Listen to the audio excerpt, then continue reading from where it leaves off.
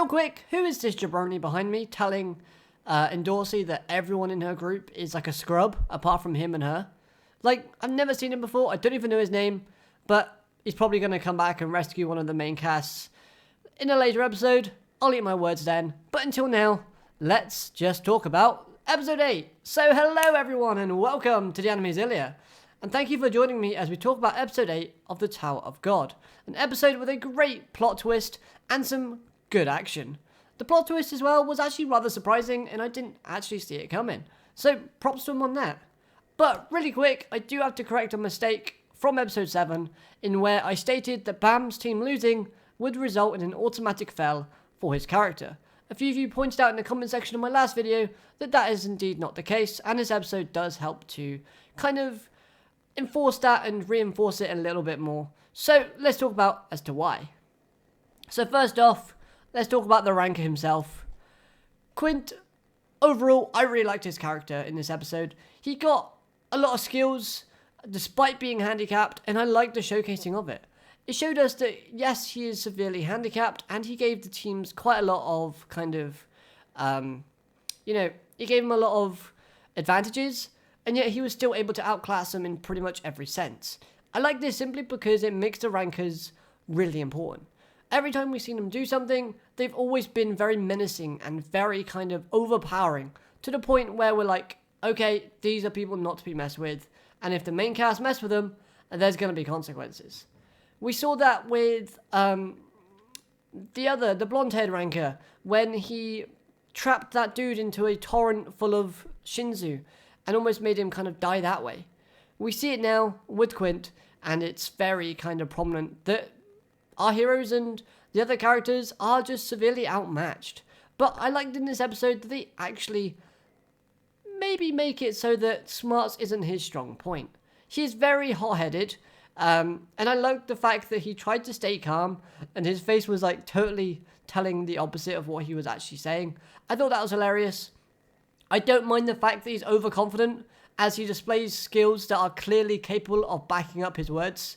Plus, his design and voice acting really suits the character very well, and I want to see more from this character.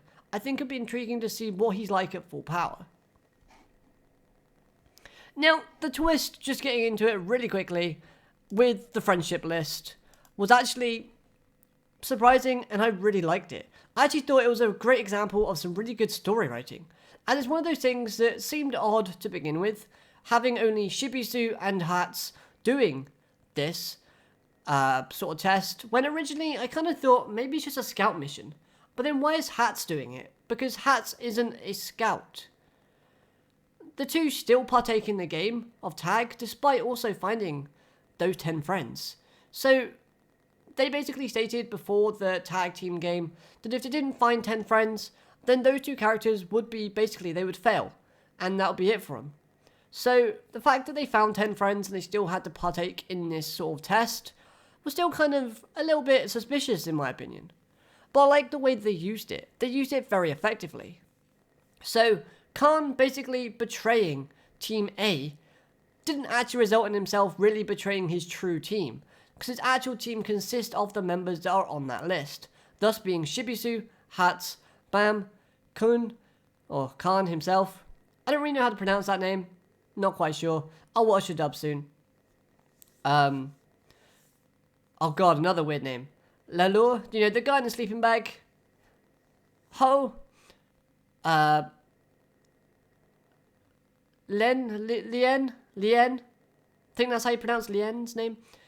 Rax, Endorsee, and Anaak, but we don't see Anaak's name on there, which is kind of weird, but oh well. Maybe that's telling us something else, but I didn't really pick up on what it was trying to tell me, so maybe someone can clear that up if that is indeed something down below. But if we look at the information that we know thus far, and speculate a little bit, the things might not go so smoothly as we initially think.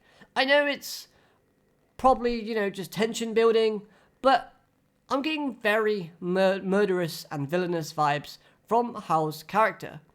And with this name on the list, it could affect the overall results for the characters themselves.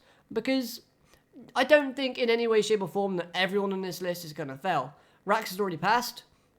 But at the same time, Um, you know, Team A losing helped to ensure that the other people on this friendship list, like Bam, like Hal, who basically are in danger of failing, had a chance at basically passing and succeeding. But I could be wrong. Killing one of your teammates, especially one that's on this list, should and could result in an immediate fail. And with like the kind of faces and expressions and mental state that we've seen Hal's character being in, maybe he could kill Leanne. Who knows? Just saying, that's what it looks like.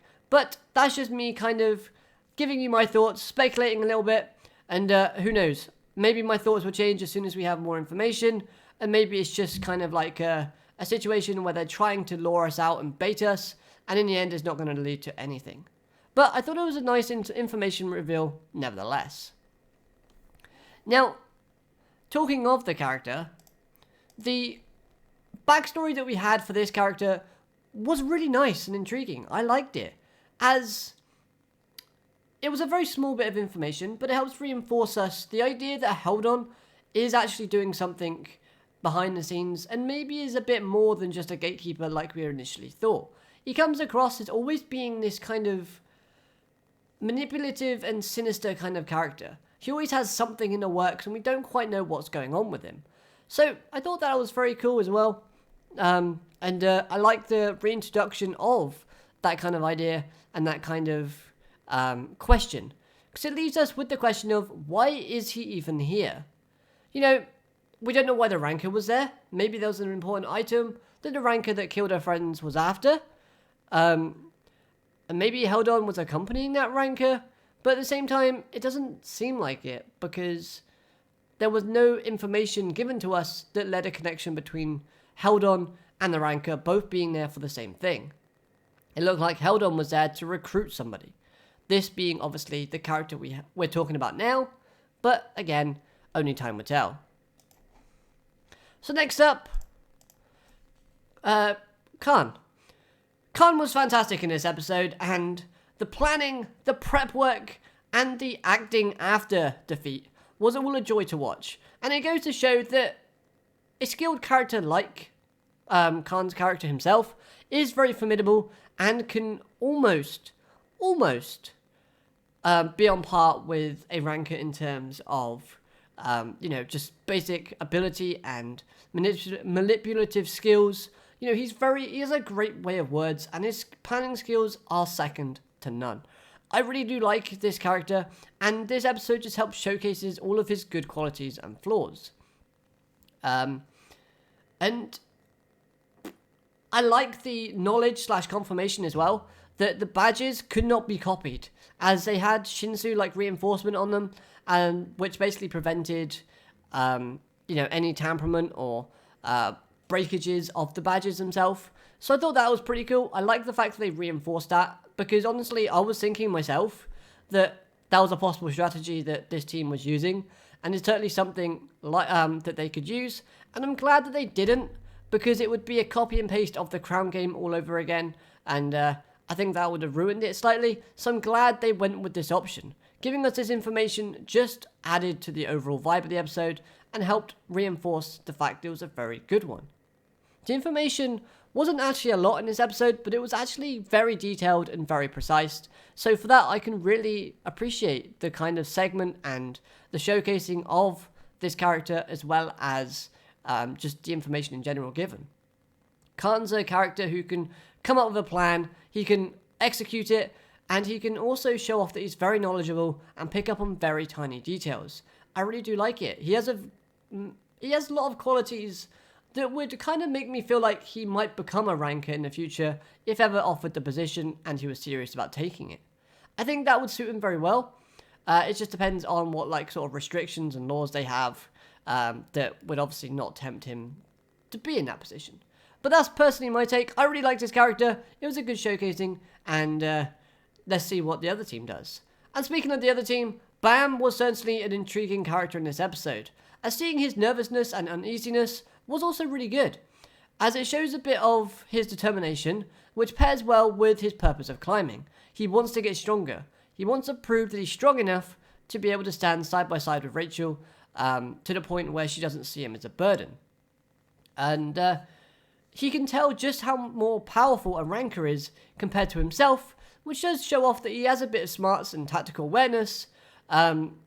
So, yeah, I mean, his skills are very lacking, somewhat in compared to the ranker, because he can't control that massive power that we saw him unleash, and Bam himself is probably not aware that he can do that.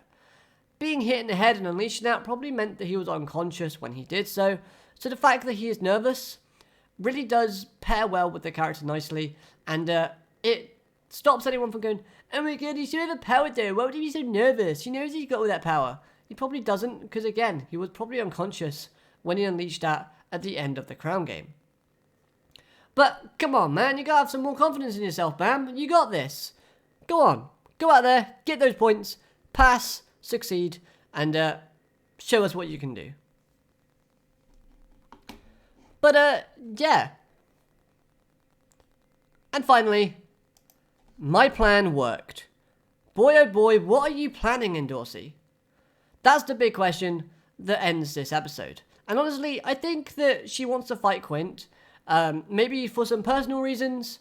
But now another add-on to this idea that she wants to fight Quint would be that she wants to fight him, but also she wants to help Bam out. Because let's just say that obviously she knows that Bam needs more credit. She has knowledge of this kind of tables chart. There's like this weird, I think they said the word chart or such when they were talking about people who are guaranteed to pass. Endorsee knows this information. And she knows what Bam needs in order to kind of succeed. And that's why she brought him along. She obviously kicked the other guys, the jabroni guys, out of the way. So it's just her and him. Now, I thought that was quite intriguing, because it just either means, A, she needs Bam's power to fight off against Quint, which doesn't pair well with what we know from Endorsee's character thus far. She seems like a very prideful character that would rather take a fight one-on-one than have assistance and lose, and win. She'd rather lose on her own than get help from somebody else. That's just my personal take on her character though. I could be completely wrong again. But then it also leads with the other idea. Why is Bam there? Which honestly, I think is there because she wants him to get more kind of credits, more points. And you're probably thinking, well, why would she? Well, the episode has done two things in the last couple of episodes. A, shown that the bond between these two characters are slowly getting better. Endorsee's getting more and more kind of comfortable and more happier around Bam. She's kind of being friendly, so to speak. That's the word I was thinking of. But at the same time, we keep getting told not to underestimate a princess. So obviously something more has got to happen between Endorsee and Bam coming up. And only time will tell. But I want to know, what do you think her motives are? And there was something else I was thinking of. And the final thing I want to ask you, before I close this video off, what do you think Khun said to Quint at the end? When we see the sleeping bag dude use his Shinzu to propel Quint back up to the bridge, Khun says something in his ear and he gets very irritated and like sort of knocked off by it. Now, this could obviously mean that he's obviously said something like, go easy, but I don't think that's the case. I actually think that although Khun helped out the ranker, Khun also said, don't hold back against Bam. I honestly think that, because that would make Bam look a lot more credible in the eyes of the examiners.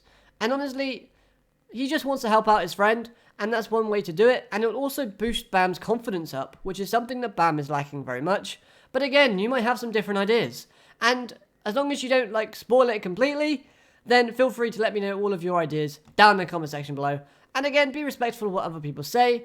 This episode was a fantastic episode, and I loved the comedy in it. And the comedy was well placed, and it did not feel forced. And I kind of want to see who actually won the chocolate eating contest. But other than that, I think that's all for this episode. If I've missed anything, I'll do a follow-up video in the upcoming days to kind of give you my thoughts on that. But if I have, let me know down in the comments below all of your thoughts, all the questions I've asked, whatever you like. But I hope you've enjoyed this video. If you have, hit that like button. Subscribe if you're new so you never miss a video from me. And until next time, I hope you have an amazing day. Alligator, matane, goodbye. Yeah. I mean, it was a pretty good episode. I really liked it. Want to see Bam go full force. And I want to see Endorsee fight as well. That'd be pretty fun.